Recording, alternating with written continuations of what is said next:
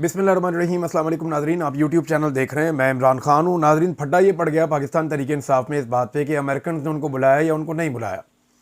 एक तो ये कोई अलग से मीटिंग थी नहीं जिसके अंदर पाकिस्तान तहरीक इंसाफ अपने तहफ़्फ़ुज़ात और बाकी चीज़ें रखती।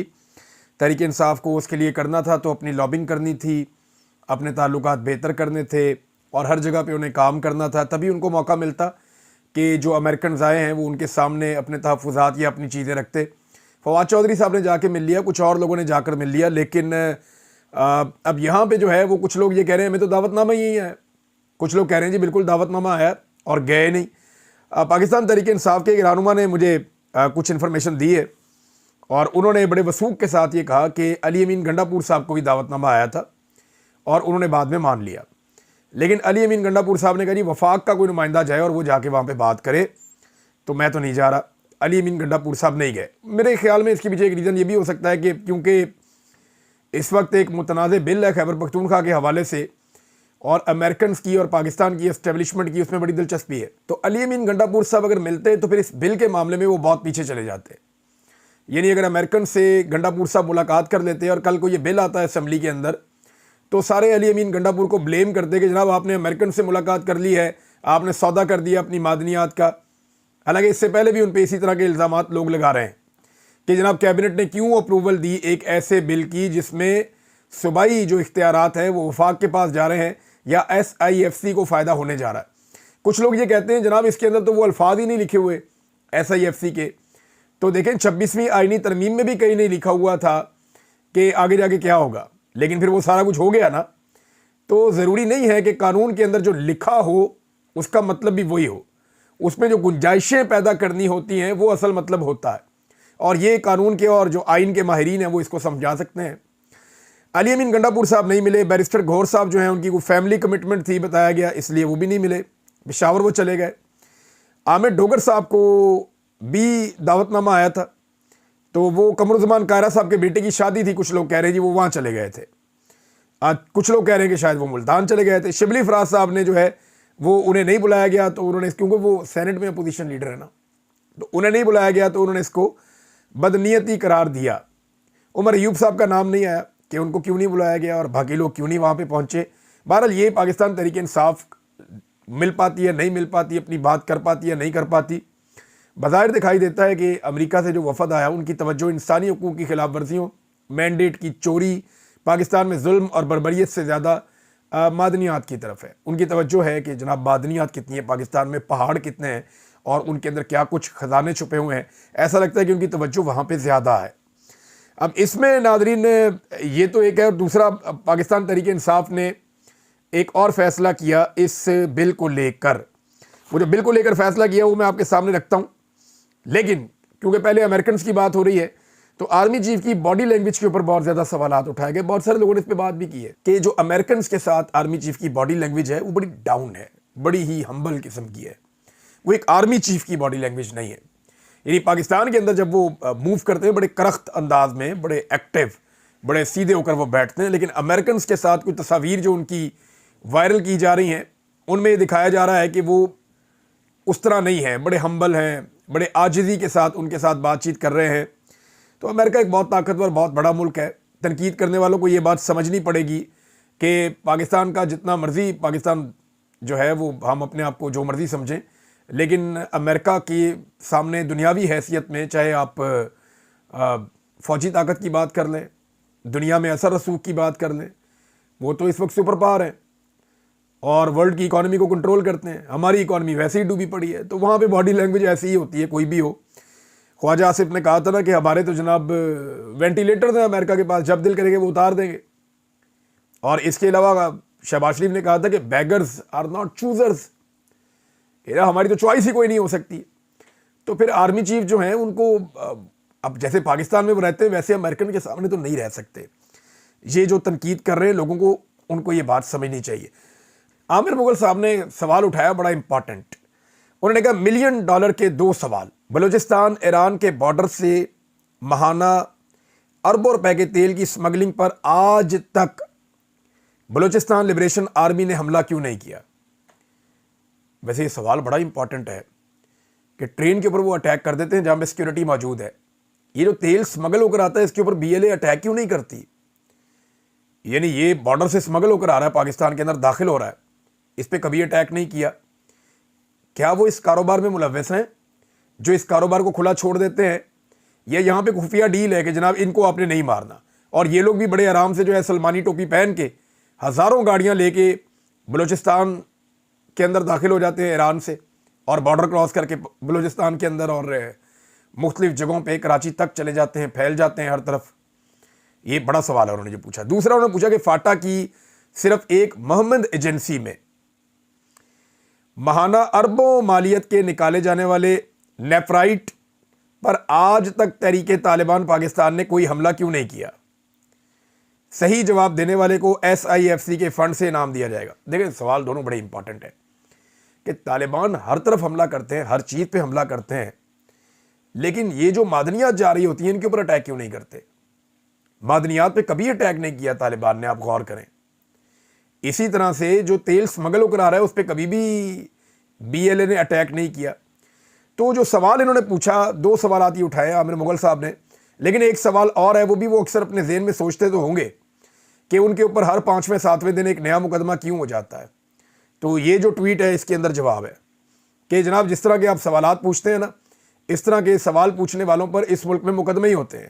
تو عامر مغل صاحب آپ بالکل ڈیزرو کرتے ہیں کہ آپ کے اوپر ایک کے بعد ایک مقدمہ کیا جائے۔ بہرحال آپ نے جو اپنا سوال کیا اس کا جو دوسرا لفظ ہے ڈالر، یہ جواب ہے جناب میرے خیال میں کہ ڈالر کا کھیل ہے جناب، ڈالر کے لیے سب کھیل کھیلتے ہیں۔ طالبان جو ہے وہ معدنیات کے ٹرکوں پہ اٹیک نہیں کرتے، اسی طرح جو بلوچستان لبریشن آرمی ہے وہ سمگلنگ کی گاڑیوں کے اوپر اٹیک نہیں کرتے، باقی ہر ایک کے اوپر حملہ ہو رہا ہے، پنجابی پشتون شہید ہو رہے ہیں، سیکیورٹی فورسز کے لوگ شہید ہو رہے ہیں۔ یہ بڑی بدقسمتی ہے پاکستان کی۔ آپ کا سوال ویلڈ ہے لیکن اس کا جواب دینے والے ابھی مصروف ہیں، جب کبھی ان کے بعد ٹائم ہوگا تو ان سے یہ جواب مانگا جائے گا۔ اچھا جی، پاکستان تحریک انصاف نے، سلمان اکرم راجہ صاحب نے تو بڑی کلیئر بات کی ہے، لیکن تحریک انصاف نے اس کے اوپر ایک اعلامیہ بھی جاری کیا ہے۔ دونوں چیزیں میں آپ کے سامنے رکھ دیتا ہوں۔ پہلے ذرا سلمان اکرم راجہ صاحب کا سٹیٹمنٹ آپ دیکھ لیں۔ انہوں نے کہا کہ منرل بل بہتر وقت میں منظور ہوگا، معدنیات والا بل جو ہے بہتر وقت میں منظور ہوگا، اور وہ بہتر وقت عمران خان کی رہائی کے بعد ہی ہوگا، اور یہی پارٹی کی غالب رائے ہے، اور علی امین کو بھی اس پر یقین ہے۔ یعنی عمران خان تب رہا ہوں گے تب کریں گے۔ خدیجہ شاہ صاحب نے بھی یہی کہا، بشرا بی بی کی بہن ہے انہوں نے بھی یہی کہا، علیمہ خان صاحب انہوں نے بھی یہی کہا۔ عمران خان کے جتنے وفادار ہیں وہ سارے یہ کہہ رہے ہیں کہ یہ اربوں ڈالرز کا گیم ہے، کوئی چھوٹی بات نہیں ہے۔ یہ خیبر پختونخوا میں جو منرلز پڑے ہیں، اگر آپ ان کی ٹوٹل مالیت لگائیں تو کچھ لوگ یہ دعویٰ کرتے ہیں جو ایکسپرٹس ہیں کہ دنیا کے اندر شاید پاکستان ٹاپ 10 ملکوں کے اندر شامل ہے جہاں بہترین معدنیات پڑی ہیں، اور سب سے زیادہ ورائٹی خیبر پختونخوا میں۔ ریئر ارتھ منرلز ہیں وہاں پہ، لیتھیم ہے وہاں پہ، کوبالٹ ہے وہاں پہ، اور بہت ساری وہاں پہ دھاتیں ہیں، کاپر ہے، سونا نکلتا ہے، روبی نکلتا ہے، ایمرلڈ نکلتا ہے، زمرد نکلتا ہے، اور بہت سارے۔ تو یہ جو سارے کے سارے وہاں پہ نادر ہیرے جواہرات نکلتے ہیں خیبر پختونخوا سے، یہ اربوں ڈالر کی ان کی مالیت ہے۔ تو کیا ایسی حکومت کو، جو ایک جعلی حکومت ہے، ایسی حکومت جس کے پاس مینڈیٹ ہی نہیں ہے عوام کا، اس کے حوالے یہ اربوں ڈالرز مالیت کے اثاثے کر دیے جائیں تاکہ وہ اونے پونے بیچ کے اپنی دیہڑی لگا لیں؟ یہ بھی سوال سب کے ذہن میں آتا ہے۔ لہذا عمران خان صاحب کی رہائی کے ساتھ لوگ اس کو مشروط کر رہے ہیں۔ ایک کمیٹی بھی بنائی گئی ہے پاکستان تحریک انصاف کی جانب سے جو اس کے ٹیکنیکل پہلوؤں پہ غور کرے گی۔ ذرا میں کمیٹی کے بارے میں آپ کو بتا دیتا ہوں کہ اس میں خبر کیا ہے۔ جی خبر یہ ہے کہ تحریک انصاف خیبر پختونخوا نے معدنیات بل 2025 کے تناظر میں صوبے بھر میں اس بل سے متعلق پیدا ہونے والی گہری دلچسپی، تشویش اور لوگوں کی رائے کے پیش نظر پاکستان تحریک انصاف خیبر پختونخوا نے اس قانون کا جامع جائزہ لینے کے لیے ایک 3 رکنی کمیٹی تشکیل دی ہے۔ کمیٹی مندرجہ ذیل لوگوں پر مبنی ہے۔ نمبر 1 علی اصغر خان، رکن قومی اسمبلی ہیں، مرکزی جنرل سیکرٹری پاکستان تحریک انصاف خیبر پختونخوا، اور اس کے بعد جناب یہ اس کے اندر شامل ہوں گے چیئرمین کے طور پہ پھر ڈاکٹر امجد علی خان، سب آپ جانتے ہیں بہت دبنگ آدمی ہے، بڑی کھل کر بات کرتے ہیں، وہ بھی اس کے رکن ہے کمیٹی کے۔ ارباب شیر علی خان، آپ سب جانتے ہیں ان کو بھی، یہ رکن قومی اسمبلی ہیں، اور یہ بھی جو ہے وہ اس کے اوپر بات کریں گے۔ اور اس کے اوپر انکوائری کریں گے کہ اس کے اندر بل کے اندر ہے کیا۔ اس کمیٹی کو یہ ذمہ داری سونپی گئی ہے کہ وہ بل کا تفصیلی جائزہ لے، اس میں موجود اہم سکم یا ابہامات کی نشاندہی کرے اور شفافیت کے فروغ، صوبائی خود مختاری کے تحفظ، عوامی حقوق کے احترام اور قانون کو وسیع تر عوامی مفاد کے مطابق ڈھالنے کے لیے سفارشات تیار کرے۔ کمیٹی کو یہ اختیار ہوگا کہ وہ متعلقہ ماہرین، قانونی اور سماجی رہنماؤں اور دیگر ذی فہم افراد سے مشاورت کرے۔ انتہائی جائزے اور مختلف سطحوں پر اٹھنے والے تحفظات کے بعد یہ واضح ہے کہ اس بل پر مزید وضاحت اور ممکنہ ترامیم ناگزیر ہے۔ کمیٹی نے اپنی مشاورت کا عمل شروع کر دیا ہے اور بہت جلد خیبر پختونخوا حکومت اور پارٹی کی مرکزی قیادت کو اپنی سفارشات اور نتائج پیش کرے گی۔ اور بھی چیزیں اس میں لکھی ہیں، لیکن ایک چیز تو کلیئر ہو گئی ہے کہ اب اس کے اوپر جناب مزید تحقیق ہوگی، اس کو چیک کیا جائے گا کہ اس کے نتائج کیا ہو سکتے ہیں، اثرات کیا ہو سکتے ہیں، صوبائی خود مختاری نہ چلی جائے، معدنیات کے اوپر سے کنٹرول نہ چلا جائے، یہ ساری چیزیں نہیں ہونی چاہیے، اور 18ویں جو آئینی ترمیم ہے اس کے اوپر کوئی شب خون نہ مارا جائے، یہ بھی بہت ضروری ہے۔ تو یہ جناب معدنیات کا معاملہ جو ہے وہ صوبائی حکومت کے پاس رہے، اس لیے یہ کمیٹی بنائی گئی ہے۔ اب دیکھیں نا، یہ کمیٹی ماہرین سے بھی بات کرے گی، ایسے لوگوں سے بات کرے گی جو لوگ اس کے بارے میں بہت زیادہ جانتے ہیں، جو تفصیلی معلومات رکھتے ہیں، اور پھر وہ اپنی سفارشات مرتب کرے گی۔ ہو سکتا ہے کمیٹی کہے گی جی آپ کو یہ بل پاس کروانے کی ضرورت ہی نہیں ہے، آپ کے پاس جو قانون موجود ہے وہ بہترین ہے، اس کے اندر 2-3 چیزیں آپ تبدیل کریں، اور آپ جناب یہاں پہ صوبائی حکومت خود سے بلائے سرمایہ کاروں کو، ان کے ساتھ بات کرے۔ اب یہ صوبائی سبجیکٹ ہے اور آپ دنیا کو اپنی معدنیات بیچیں، اپنی شرائط کے اوپر بیچیں اور بے شمار پیسہ بنائیں، تو یہ پیسہ بجائے اس کے کہ کہیں اور جائے، خیبر پختونخوا کی عوام کے اوپر خرچ ہو جائے۔ ویسے سب سے بہتر تو یہ ہے کہ عمران خان صاحب خود اس کا فیصلہ کریں۔ خدیجہ شاہ صاحبہ کہتی ہیں کہ 5 منٹ 10 منٹ میں آپ 140 صفحوں کی بریفنگ عمران خان کو نہیں دے سکتے، یہ ممکن نہیں ہے۔ لہذا کیونکہ یہ بہت اہم بل ہے، بڑی امپورٹنٹ چیز ہے، اربوں ڈالر کا معاملہ ہے، تو پھر عمران خان صاحب کو باہر آنے دیں، جب وہ باہر آ جائیں تو پھر وہ خود ہی اس بل کے اوپر فیصلہ کر لیں گے۔ عمران خان صاحب نے ناظرین ایک مرتبہ پھر ان کے وکلا نے عدالت کے اندر 9 مئی پہ موقف پیش کیا کہ عمران خان صاحب تو 9 مئی والے دن گرفتار تھے، وہ تو آزاد تھے ہی نہیں، تو وہ 9 مئی کے سارے واقعات کے اندر ملوث کیسے ہو سکتے ہیں، ان کے اوپر یہ مقدمے کیسے درج کیے جا سکتے ہیں؟ دیکھیں نا، سب سے پہلا جو جواب دینا پڑے گا وہ یہ دینا پڑے گا کہ یہاں کالر سے، گریبان سے عمران خان صاحب کو پکڑ کے رینجرز کے یونیفارم میں لوگ گھسیٹ رہے تھے۔ اب ایک سابق وزیر اعظم ہے، جس طرح تشدد کیا گیا، جس طرح گھسیٹ کے ان کو گاڑی کے اندر ڈالا گیا، اور جو وہاں پہ لوگوں کو زخمی کیا گیا، ہائی کورٹ کے تقدس کو پامال کیا گیا، اور وہاں پہ غیر قانونی طور پہ ایک سابق وزیر اعظم کو، عوام کے سب سے مقبول لیڈر کو گرفتار کر کے اس کی تضحیک کی ویڈیو کو پبلک کیا گیا پاکستان کے سارے ٹی وی چینلز پہ، تاکہ لوگوں کے اندر جذبات پیدا ہوں، لوگ غصے میں آ کر احتجاج کرنے کے لیے نکلیں۔ تو یہ بات کا جواب سب سے پہلے دینا ہوگا کہ یہ ویڈیو وائرل کیوں کی جا رہی تھی میڈیا کے اوپر، یہ ویڈیو بنائی کیسے گئی تھی، عمران خان کے گریبان پہ ہاتھ کس نے ڈالا تھا، وہ غیر قانونی گرفتاری کرنے کے پیچھے مقصد کیا تھا، رینجرز کو کس نے بلایا تھا، اور یہ سارا آپریشن کیوں کیا گیا تھا، کس کے حکم پہ کیا گیا تھا۔ وہاں سے یہ معاملہ شروع ہوتا ہے، پھر 9 مئی کی طرف جاتا ہے۔ بہرحال عمران خان صاحب تو اس کو ہمیشہ سے ایک فالس فلیگ آپریشن کہتے ہیں، لیکن دوسری جانب سے ضد ہے کہ جناب اسی میں عمران خان صاحب کو سزا دینی ہے تو اور بہت سارے مقدموں میں دی ہے سزا، یہاں پہ بھی دے کر دیکھ لیں۔ عمران خان تو مجھے لگتا ہے کمپرومائز نہیں کریں گے، اور سب چاہتے بھی ہیں۔ اسحاق ڈار نے بھی خواہش کا اظہار بھی کیا کہ سرنڈر کریں پہلے۔ عمران خان اس سسٹم کے سامنے سرنڈر نہیں کر رہا۔ ڈار صاحب یہ چاہتے ہیں، نواز شریف صاحب یہ چاہتے ہیں کہ ان کی عزت اسی میں ہے کہ کسی طرح عمران خان صاحب سے سرنڈر کروایا جائے۔ پاکستان کی ملٹری اسٹیبلشمنٹ چاہتی ہے کہ عمران خان صاحب سے معافی منگوائی جائے۔ اب نہ وہ معافی مانگتے ہیں، نہ وہ سرنڈر کرتے ہیں۔ وہ یہ کہتے ہیں کہ پاکستان کی خاطر میں رستہ نکال سکتا ہوں، میں اپنے ذاتی معاملات کا بدلہ نہیں لوں گا۔ یہ عمران خان صاحب کہتے ہیں کہ جو میرے ذاتی معاملات ہیں ان کا میں کوئی بدلہ نہیں لوں گا، لیکن ملک کو تو آگے بڑھانا ہے نا۔ اب ڈر ان لوگوں کو لگا ہوا ہے جن لوگوں نے ظلم، بربریت اور جبر کا بازار گرم کیا پاکستان میں، جنہوں نے فسطائیت پاکستان میں رائج کر دی، وہ لوگ ڈرے ہوئے ہیں۔ وہ یہ سوچتے ہیں کہ ہم نے جو کچھ کر دیا ہے، ان گناہوں کی تو سزا ملے گی، اور کل کو ہم سارے پھنس جائیں گے جب کمزور ہوں گے یا ہماری اقتدار ہمارے ہاتھ میں نہیں ہوگا۔ تو اس لیے وہ سارے لوگ ڈرے ہوئے ہیں، سہمے ہوئے ہیں، اور وہ یہ جانتے ہیں کہ آج نہیں تو کل عوام طاقت واپس حاصل کر لے گی، اقتدار عوام کے منتخب نمائندوں کے پاس چلا جائے گا، اور پھر ان کے پاس چھپنے کے لیے جگہ بھی نہیں ہوگی۔ وہ قاضی فائدی صاحب کی آپ نے حالت نہیں دیکھی ان کی، हुलिया बदल के पता नहीं कहाँ फिर रहे थे। जनरल बाजवा को नहीं देखा, वो दुनिया के किसी मुल्क में खुले नहीं फिर सकते, वो जहाँ जाते हैं लोग उनको घेर लेते हैं। तो ये तो उनके हालात हैं, या तो ये पाकिस्तान में महफूज हैं जब तक कि यहाँ पे इनका इक़्तिदार है, या फिर किसी ऐसे मुल्क में जहाँ बादशाहत है, जहाँ पे जाके ये कहें जी हमें कोई जमहूरियत नहीं चाहिए, हमें यहाँ छुपा लें आप, लेकिन वहाँ रहने का मज़ा नहीं आता। बहरहाल अब ये बर्दाश्त तो करना पड़ेगा इन लोगों को जिन्होंने जुल्म किया।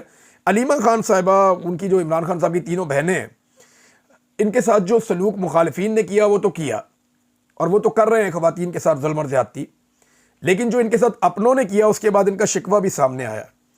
यानी जिस तरह पाकिस्तान तहरीक इंसाफ की क़यादत के लोग, कोई चला गया जनाब शादी में, कोई चला गया जनाब पार्टी में, सवाए साहबजादा हामिद रज़ा साहब के कोई भी इनके नज़दीक मौजूद नहीं था। इस बात की इन लोगों को बहुत तकलीफ़ है। अब इमरान खान साहब की बहनों ने एक स्टेटमेंट दिया है इमरान खान साहब की रिहाई के हवाले से। उन्होंने कहा हम अकेली अपने भाई के लिए काफ़ी हैं, हमें किसी की ज़रूरत नहीं है, अपने भाई को रिहा करा कर रहेंगे। ये है जी उनका जज्बा और जोश। अपने भाई को हम छुड़ा लेंगे, हमें किसी की ज़रूरत नहीं है, हम अकेली काफ़ी हैं बहनें, हम अपने भाई के लिए खड़ी रहेंगी। उन्होंने ये बात जो की है ना, ये बड़ी तकलीफ़ में की है। वो जानती हैं पाकिस्तान की आवाम इमरान खान के साथ खड़ी है, लेकिन वो ये भी जानती हैं कि अवाम और इमरान खान के बीच में जो एक लीडरशिप है वो खड़ी नहीं हो रही, और बदकिस्मती है कि वो खड़े नहीं हो पा रहे। हालांकि उनके पास ये मौका है कि वो खड़े होकर तारीख में अपना नाम लिखवा सकते हैं, लेकिन मेरे ख्याल में वो इक़्तिदार के बारे में, सीटों के बारे में, अपने ज़ाती मफाद के बारे में इस वक्त ज़्यादा सोच रहे हैं। मुल्क और तारीख के बारे में शायद वो नहीं सोच रहे।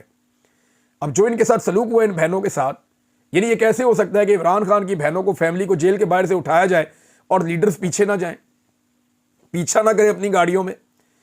यानी कुछ लोग गए तो हैं ना, तो बाकी लीडर्स क्यों नहीं गए, MNAs क्यों नहीं गए, सेनेटर्स क्यों नहीं गए, रोला क्यों नहीं डाला, उठा के उनको जाके अंधेरे में। बिलावल की पुप्पो को सिर्फ रात के वक्त जेल में मुंतकिल किया गया था, पूरे मुल्क में स्यापा पड़ गया था, और इन खवातीन को अंधेरे में, दूर दराज इलाके में, वीराने में छोड़ दिया गया रात के वक्त।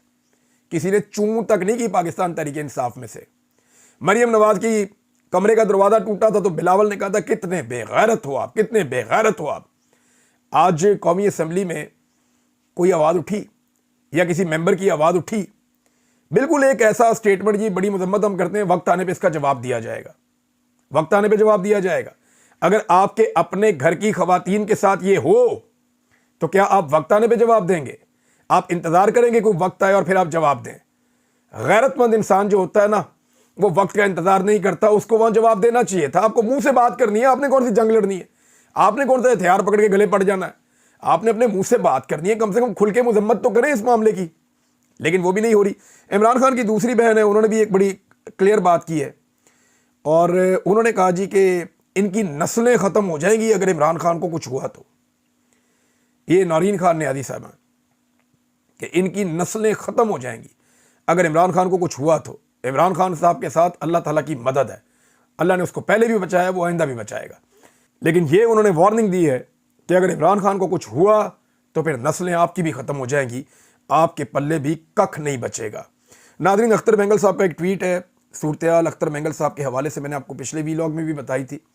इन्होंने कसीरुल जमाती एक कॉन्फ्रेंस की है, सिर्फ इसमें हुकूमती जमातें शामिल नहीं हैं, बाकी जमातें इसके अंदर शामिल हैं, और उसी जगह पे की है लखपास में, जहाँ पे अख्तर मेंगल साहब धरना देकर बैठे हैं। देखें, ये होती है लीडरशिप। इन्होंने कहा हमने अपने सूबे की ख़वातीन को, अपनी बहनों को, अपनी कौम की ख़वातीन को हमने आज़ादी दिलवानी है। वो बैठे हुए हैं सड़क के ऊपर, उन्होंने ईद भी वहीं गुजारी, रमज़ान भी वहीं गुजारा, अभी भी उसी सड़क के ऊपर बैठे हुए हैं। वहीं पे उन्होंने ऑल पार्टीज़ कॉन्फ्रेंस बुलाई है। इनके ऊपर खुदकुश हमला भी हुआ, ये वापस नहीं गए। इनके ऊपर क्रैकडाउन्स भी हुए, ये वापस नहीं गए। धमकाया भी गया, ये वापस नहीं गए। रास्ते भी बंद किए गए, ये वापस नहीं गए, अभी भी वहीं बैठे हैं।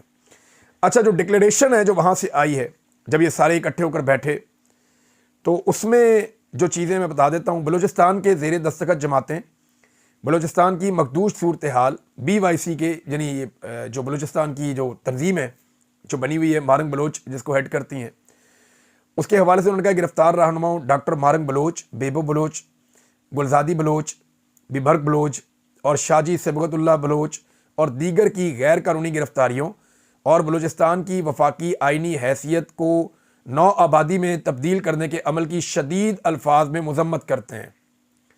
तमाम गिरफ्तार असीरान को फिलफौर रिहा किया जाए, تاکہ بلوچستان میں تلخی کو کم کرنا سیاسی ماحول کی قیام کے لیے بہتر ہوگا۔ تلخی تو کم کریں نا، بندے تو چھوڑیں پہلے۔ ہم بلوچستان کی وفاقی وحدت کی حیثیت کی بحالی، خفیہ اداروں کی مداخلت، سیاسی جمہوری جدوجہد کرنے والی جماعتوں اور بی این پی کی پرامن لانگ مارچ کو روکنے اور سردار اختر جان مینگل سمیت سیاسی قائدین کو خودکش حملہ آوروں کے رحم و کرم پر لکپاس کے مقام پر چھوڑنے کے ناروا عمل کو انتہائی تشویشناک اور غم و غصے کی نگاہ سے دیکھتے ہیں۔ کیونکہ زیادتی ہوئی ہے ساری کی ساری، اور جس طرح لوگوں کو چھوڑا گیا خودکش حملہ آور کے رحم و کرم پہ، اس کے اوپر بھی انہوں نے مذمت کی ہے۔ وہ کہہ رہے ہیں بڑے غم و غصے کی نگاہ سے ہم دیکھتے ہیں۔ ہم سیاسی جمہوری جماعتیں بلوچستان کے مسئلے کے حل کے لیے جمہوری آئینی اور غیر متشددانہ جدوجہد کی نہ صرف حمایت کرتے ہیں بلکہ ریاست اور ریاستی اداروں کی جارحانہ پالیسیوں کو وفاق کے لیے تباہ کن سمجھتے ہیں۔ یہ آخری جو پیراگراف نا، یہ بہت امپورٹنٹ ہے، اس کو غور سے سنیے گا کہ یہ کتنا بڑا موقع ہے۔ ہم بلوچستان کے مسئلے کے حل کے لیے منعقدہ حالیہ قومی سلامتی کمیٹی کے اجلاس کے فیصلوں، بالخصوص ہارڈ اسٹیٹ یعنی طاقت کے استعمال کو ملک میں مزید انتشار اور اضطراب کا باعث بننے کا ذریعہ سمجھتے ہیں۔